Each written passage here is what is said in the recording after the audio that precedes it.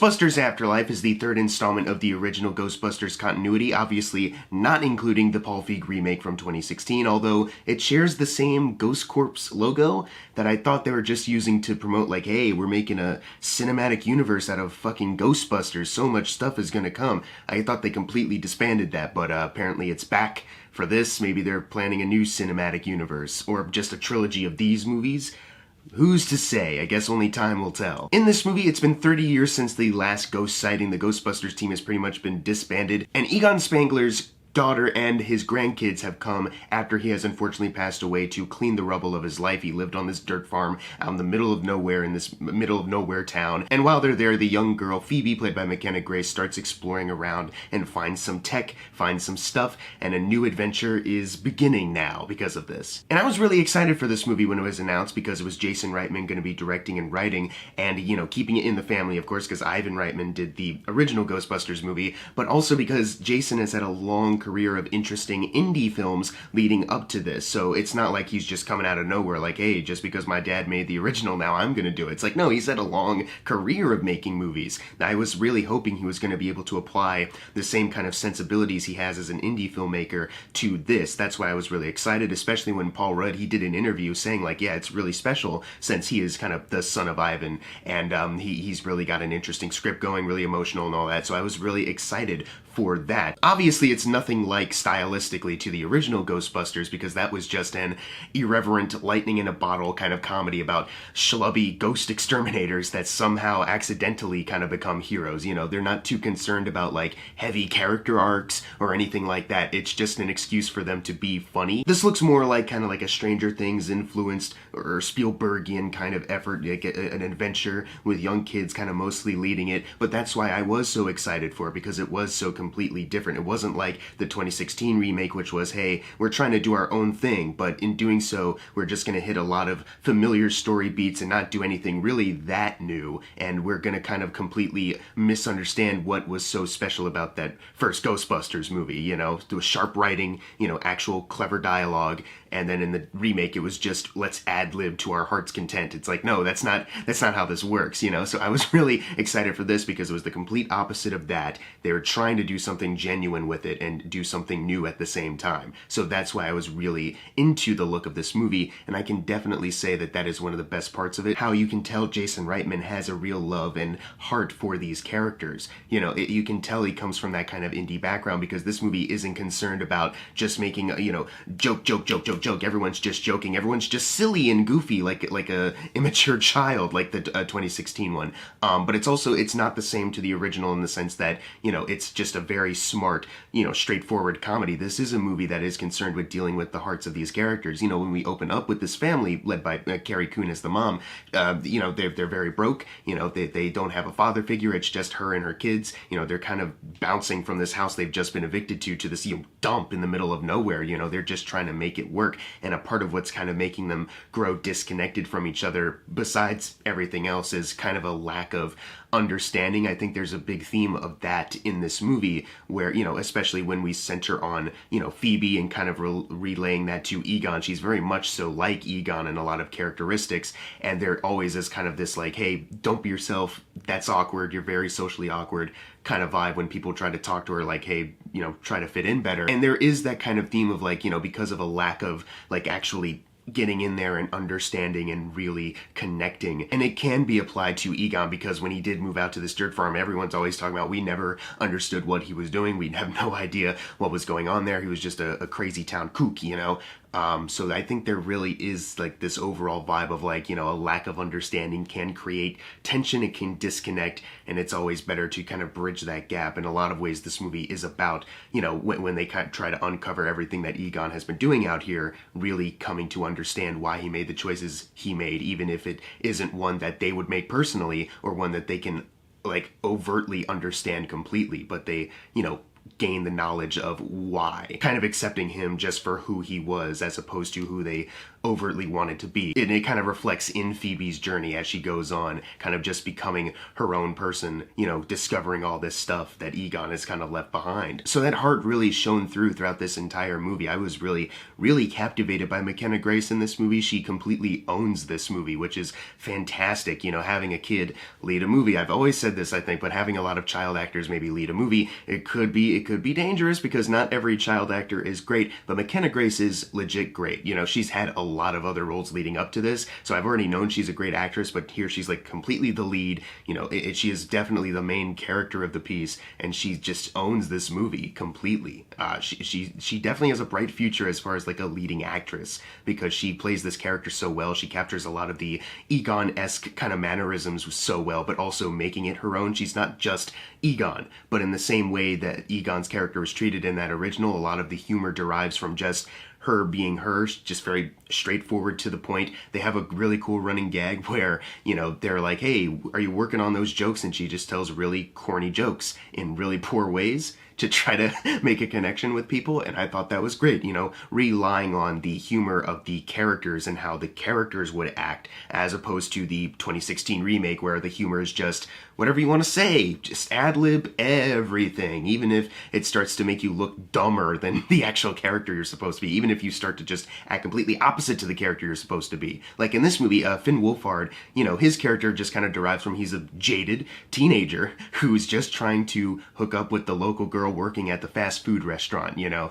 and he's really fun in this too. He and McKenna Grace have really great chemistry with each other. It's not just, I'm the older brother and I'm too cool to hang out with you. Like, no, they actually have a really cool kind of dynamic, especially as the adventure starts to kick up as the movie goes on. There's also a really funny kid named Podcast. His name is Podcast because he has a podcast, and his humor derives from, you know, he is a character who is just, you know, so into like internet culture, influencer culture, that is just his entire personality now, which, hey, that is not too far off from a lot of people in this world. But I really loved that kid was a really good highlight too. He and McKenna Grace also had some really good chemistry where he's just going off and off like, all right, get ready to say this line for the episode, and she's just like, I don't know what you want me to do. Paul Rudd is also really funny in this, you know, just as the nerdy science teacher who really loves seismology, and he also really has a big love for the Ghostbusters. So he's trying to kind of, when they discover like a ghost trap, and he's like, whoa, that's a ghost trap. And they're like, what are you talking about? What is this? Honestly, I really liked how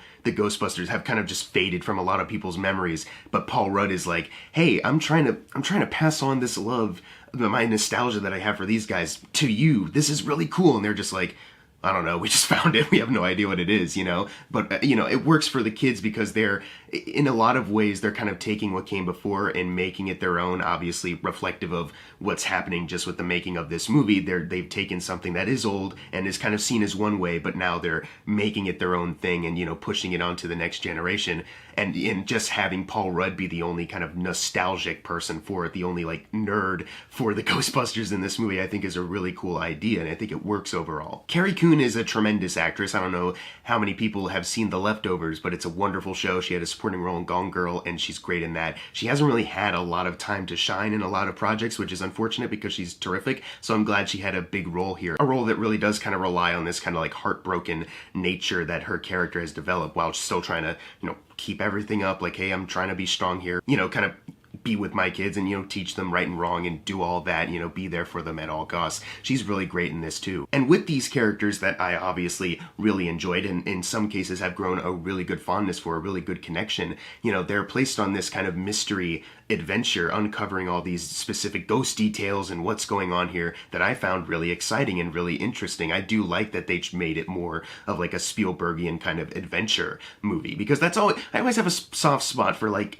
kids or teenagers, you know, going out there and going on an adventure. You know, I'll always have a soft spot for that, especially if the situation is, you know, more larger than life than they are properly ready for. So I really enjoyed the plot of this movie and how the details kind of, you know, uncovered itself. In some cases, I can see some people complaining that it, you know, it's just a soft reboot. They're doing the same exact thing as the first movie as far as like what's gonna be happening. But I liked it just in the sense of like, hey, this movie is about legacy. It's kind of about the past moving on to the future. So this actually kind of makes sense to me. Even the way like the third act is kind of done. You know, this movie isn't like action heavy, you know, similar to how the first Ghostbusters isn't really like an action movie. The 2016 is like that they try to do like a ghost action movie. Not that that's a bad idea. I just didn't really dig the execution of it overall. But you know, that first Ghostbusters movie, it's just a comedy. They get into some wacky shenanigans. You can't really call them action scenes. This movie, it definitely leans more on action. Like they're driving around the car, chasing like this ghost at one point, you know, with, you know, the camera moving with the car, you know, speeding around. So it definitely has more of like an action filmmaking kind of perspective,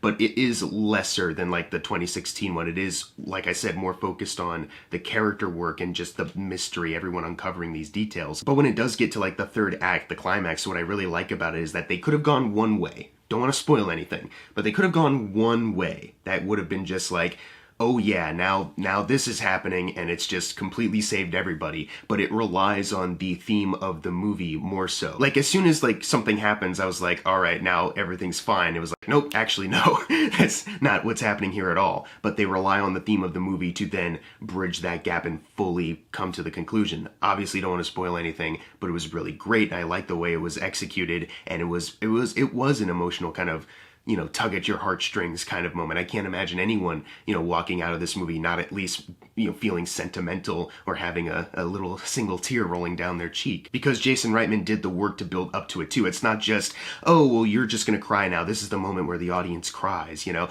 No, you can't sense that in the filmmaking. It's because Jason Reitman built up these characters and you understand their personal lives, you understand what's kind of emotionally at stake more so than, you know, the bigger, larger than life event that's happening right now.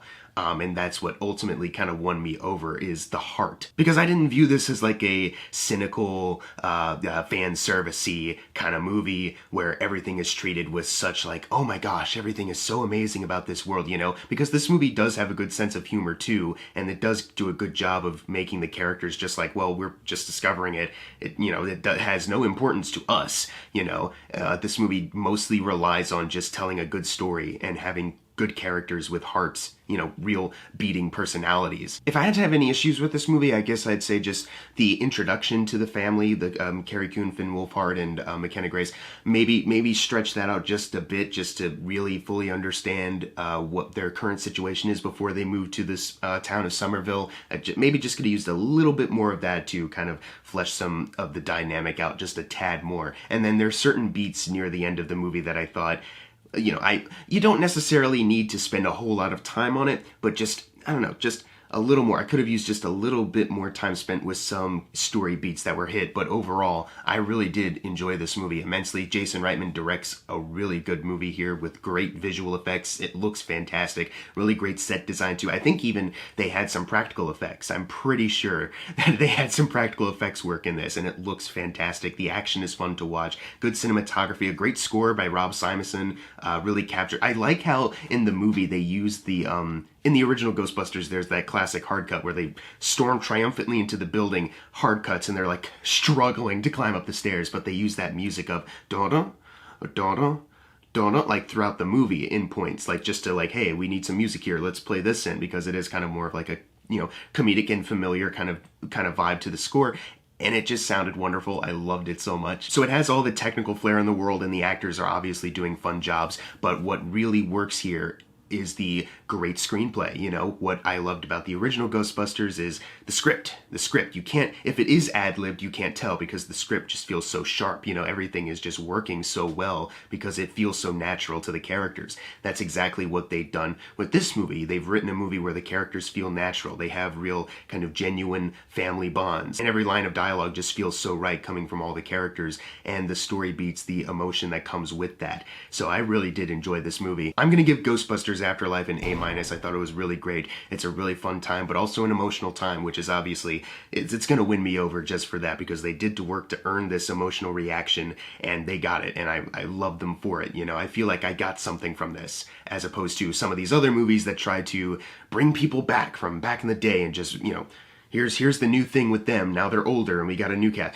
You know, I feel like I've gotten something from this, whereas, you know, a lot of these other things, Terminator Dark Fate maybe being a top one, as far as like an example of that, is just like kind of this cold, like whatever experience. This has some genuine warmth to it. And it's just cool. Like there were like a couple kids in the theater who were like genuinely, you could tell they were genuinely really excited to be watching this movie. So that's also really exciting. like similar to how the original Ghostbusters, adults really like the comedy in it, but the kids that see it, you know, they recognize it's funny, but the world is so cool too, which is why, you know, kids have probably grown up thinking like, man, Ghostbusters was so awesome, you know, now they're kind of doing the same thing with this. In a way, this is more so a movie for the kids who watch Ghostbusters in the 80s. Who are now kind of adults now and have their own kids maybe. But if you've seen Ghostbusters Afterlife, leave in the comments below what you thought of it. And as always, thank you guys for watching. Make sure to subscribe. I'm Jackson Fulcher. See you guys next time.